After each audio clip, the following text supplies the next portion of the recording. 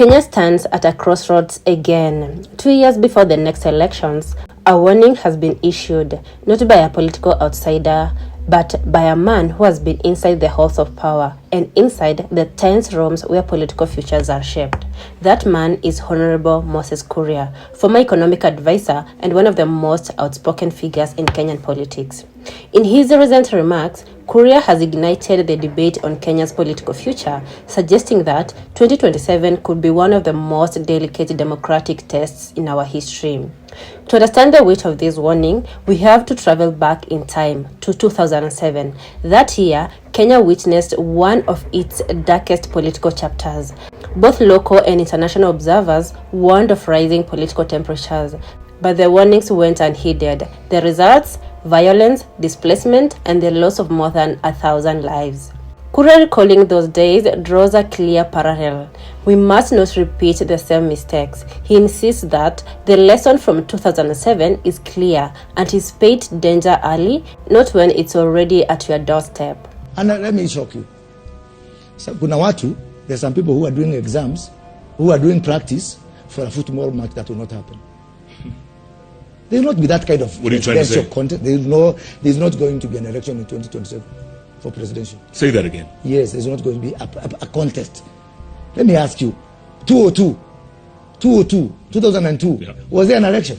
There was. So it's a stamp. Yes. Kibaki had been pre-agreed. Have you ever seen that margin? In his latest analysis, Kuria outlined 4 possible presidential contenders, each a heavyweight in their own right. And in his view, the danger lies not in the personalities themselves, but in the intensity of loyalty from their supporters. The first one is Rigathi Gachagua, the former deputy president, known for his no-nonsense political style and deep roots in the Mount Kenya region. He is seen as both a defender of his political base and a polarizing figure to opponents.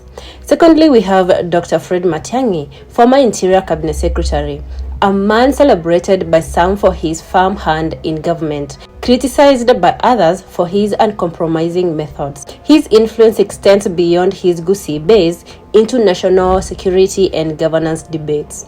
Thirdly, we have David Maraga, retired Chief Justice, reverend for his landmark rulings, including the 2017 nullification of presidential election. Maraga is seen by many as a man of principle, but his entry into politics could be uncharted territory. And number 4 is Kalonzo Musyoka, Wiper Party leader, veteran politician and perennial presidential contender, known for his diplomatic style and shifting alliances.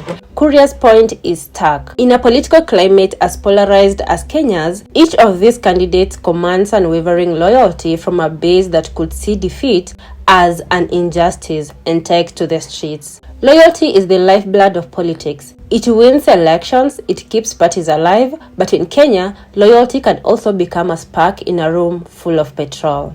Our political history shows that when leaders are elevated to near mythical status, the line between political disagreement and personal attack blurs. Kuria warns that in 2027, both victory and defeat could be dangerous. Supporters of the winner may feel emboldened, supporters of the loser may feel robbed. In such a scenario, peace becomes fragile and violence a real possibility. Not everyone agrees with Kuria. His critics argue that such talk fuels anxiety and casts doubt on the electoral process before it even begins. They accuse him of playing to fear, of creating a narrative of inevitable conflict. But Kuria supporters see it differently. They believe he is simply telling the uncomfortable truth that peace must be built early, not prayed for the last minute. Kenya's democratic journey has been anything but smooth. 2007 brought bloodshed.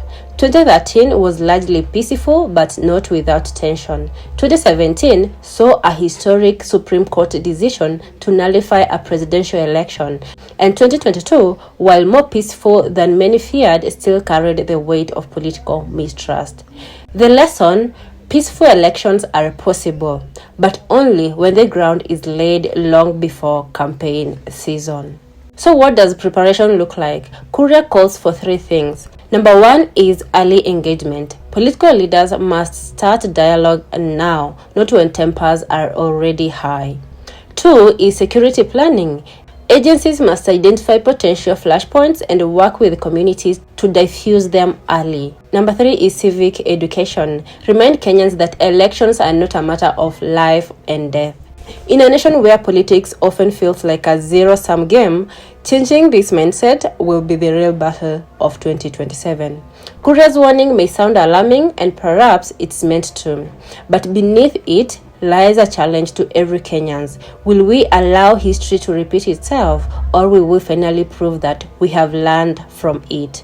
2027 is not just about who will become president. It is about whether Kenya can hold a peaceful transition in one of the most competitive elections in its history. So the choice is ours as Kenyans.